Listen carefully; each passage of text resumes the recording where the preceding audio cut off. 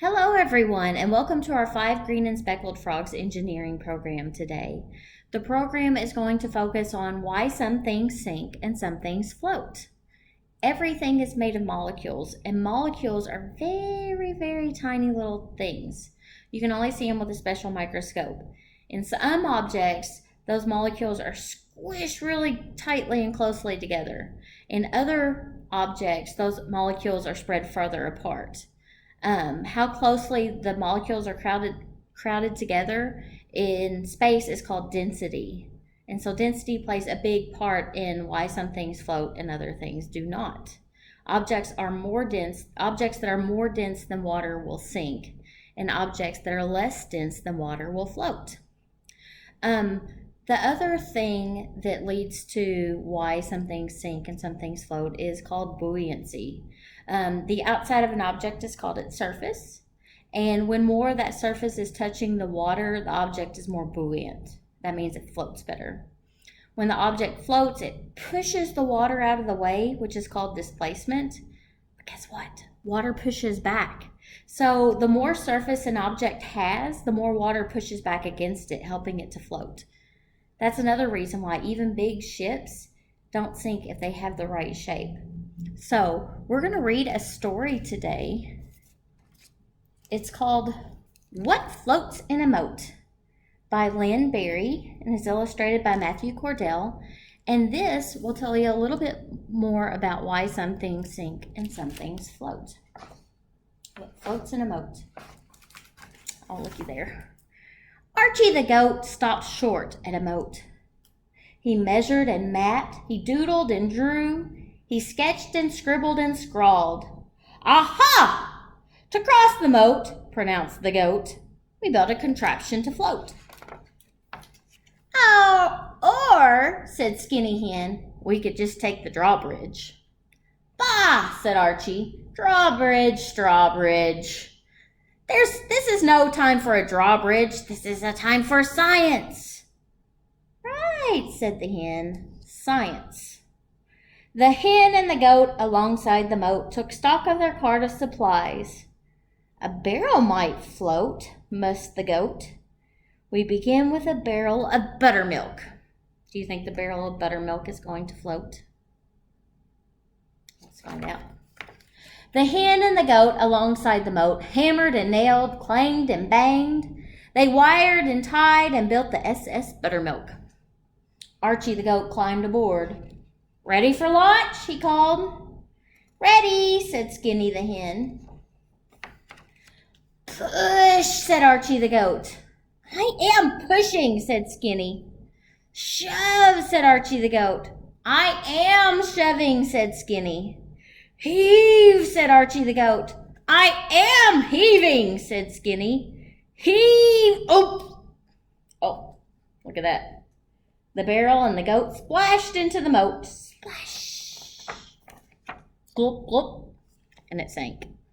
Did not float. That means that barrel was more dense than the water, right? Archie the goat dripped out of the moat. Take note, pronounced the goat. A barrel might not float. Apparently not, said the hen. Shall we take the drawbridge then? That's probably a good idea. Bah, said Archie. Drawbridge, flawbridge. This is no time for a drawbridge. This is time for science. Said the hen. Science. Archie the goat gazed at the moat. He puzzled and pondered. He doodled and drew. He sketched, scribbled, and scrawled. Aha! To cross the moat, pronounced the goat. An empty barrel might float. Empty, said Skinny. Empty, said Archie. Drink, Skinny, drink. Drink buttermilk, said Skinny. Indeed, said Archie, for science. Ha! Said Skinny, you are the scientist. Ah, said Archie, but you are Skinny. Skinny held her nose and started to slurp. Blah. She guzzled, she gulped, she sipped and slurped and guzzled and sipped and slurped and guzzled and sipped and slurped and guzzled to the bottom of a barrel of buttermilk. Ugh. Bah, said Archie. Then goat and hen hammered and nailed. Bang, bang, bang. They clanged and they banged, and wired and tied, they built the SS Empty. You think the empty barrel is going to float? Let's see. Archie the goat climbed aboard. Ready for launch? Ready, said Not So Skinny the hen. Heave ho! Whoa, look at how fast that one moved. She didn't have to heave very much. The barrel with goat splashed into the moat, and it floated, and tipped and rolled and tossed the goat into the moat. Uh-oh, didn't float very well, did it? Archie the goat dripped out of the moat. Take note, pronounced the goat. Indeed, a barrel does float. And yet, said Skinny the hen, we remain outside the moat. Bah, said Archie.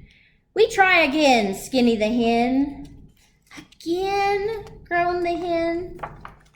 Indeed, said Archie, the third and final barrel. Drink, Skinny, drink. The hen sighed, the hen sipped, the hen sighed, the hen slurped. She guzzled, she gulped, she stopped. She could not drink another drop. Ah, said Archie, just right. He's tapping against the barrel there.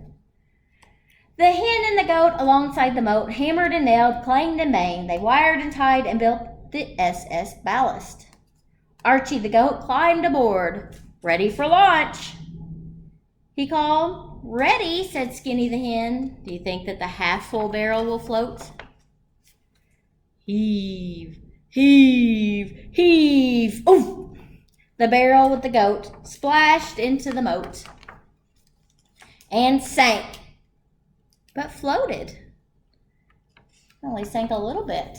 It sank and it floated. Eureka, said Archie the goat, and he paddled across the moat just in time to meet the queen hurrying from the castle. Archimedes, called the queen, for Pete's sake, next time take the drawbridge. And where is the rest of my buttermilk? In the moat, pronounced the goat. And in the hen, moaned the hen. All, said Archie, in the name of science. Let's see. Science, fussed the queen. Science? What about my buttermilk? Bah, said Archie, buttermilk, guttermilk. This is no time for deliveries. This is time for discoveries. Indeed, said Skinny the hen. Excuse her. And this is the author's note, and the author says, what a relief that Archie's barrel finally floated, and thanks to Archimedes, a famous Greek scientist and Archie's namesake, we know why. Archimedes found an object placed in water will displace or push away some of the water. That's displacement. The water pushes back, and just how hard it pushes is determined by the amount of water displaced. So when the barrel was full, the SS Buttermilk, it sank. The barrel pushed away water equal to its own size or volume, but compared to the heavy barrel, this volume of water was not enough to keep the ship afloat. And when the barrel was empty, the SS Empty, it did float, but it was too light to push away nearly any water and made a terribly unstable ship. But when the barrel was half full, the SS Ballast, it weighed just enough to push away the right amount of water to get the ship to float and to get safely to shore. So that was the story of what floats in a moat. So now we're going to get to what our program or activity is going to be today. We're going to be talking about the 5 green and speckled frogs. I have our 5 little frogs here. And we're going to start by singing the song about the 5 green and speckled frogs. We have our hands here. We'll use this hand. I got a little bit of blue on this one. We'll use this hand here. We'll have our 1, 2, 3, 4, 5 little frogs. And this is going to be our log. 5 green and speckled frogs sat on a speckled log, eating the most delicious bugs. Yum, yum. One jumped into the pool where it was nice and cool. Then there were 4 green speckled frogs. Glub, glub. 4 green and speckled frogs sat on a speckled log, eating some most delicious bugs. Yum, yum. One jumped into the pool where it was nice and cool. Then there were 3 green speckled frogs, glub, glub. 3 green and speckled frogs sat on a speckled log, eating some most delicious bugs, yum, yum. One jumped into the pool where it was nice and cool. Then there were 2 green speckled frogs, glub, glub. 2 green and speckled frogs sat on a speckled log, eating some most delicious bugs, yum, yum. One jumped into the pool where it was nice and cool. Then there was 1 green speckled frog, glub, glub. One lonely speckled frog sat on a lonely log, eating some most delicious bugs, yum, yum. He jumped into the pool where it was nice and cool. Then there were no green speckled frogs, glub, glub. Good job, everyone. For the next portion of our program, I'm going to get a little bowl and some items, and we're going to decide what is going to sink and what is going to float. And you guys are going to help me out. So let's get started with that, okay? Okay, these are some items that we have, and we are going to decide if they are going to float or if they are going to sink. So we have a glue stick, we have a ping pong ball, we have a little block of wood here, we have a nickel, we have a little pumpkin, we have a crayon, a little blue teddy bear, and a lava rock. And so I'm going to pick it up. I'm going to ask, do you think it's going to sink? Do you think it's going to float? And you get to make your decision. And then we're going to test it out. We're going to test out our theory. Okay, are you ready to get started? So we're going to start with, let's start with this block of wood. Do we think this block of wood is going to sink? Or do we think it's going to float? Sink or float? Do you have your decision? Let's try it. Here we go. I'm going to put it in there. It floated! Did you guess that it was going to float? If so, that was a good guess. All right. We're going to take that out. Or well, let's just leave that in there. Let's leave that in there. What about a nickel? A little nickel. Do you think the nickel will sink or do you think it will float? Let's try it. Ready? I'm just going to toss it in there. It sunk. If you look, you can tell that it's under the water. All right, what do we want to do next? Let's do the crayon. How about the crayon? It's just a little crayon. Sink or float? Let's see. Oh, it looks like it sank. Let's try that again. Oh, no, it floated for a second and then it sank to the bottom. All right, let's go with the ping pong ball. Sink or float? Let's give it a shot. Oh, that one floated. All right, we'll try this rock. It's a lava rock. It has little holes in it, so maybe that will make it less dense. I don't know. Do you think it'll sink or float? Let's try it. Oh, it really sunk there. All right, let's try a glue stick. Glue stick, sink or float? Let's see. Oh, it floated. The glue stick floated. All right, we have 2 more items. Which one do you want to go with first? The pumpkin. Let's go with the pumpkin. Sink or float? Sink or float. It's not very heavy. It's plastic. Let's see. Oh, it definitely floated. And we have 1 more. The little teddy bear. Let's see. Oh, it floated too. So, let's grab these out here. We have the pumpkin. We have the wood. We have the ball. We have the little teddy bear. And we have the glue stick all floated. We have the lava rock, the crayon, and the nickel all sank. Good job.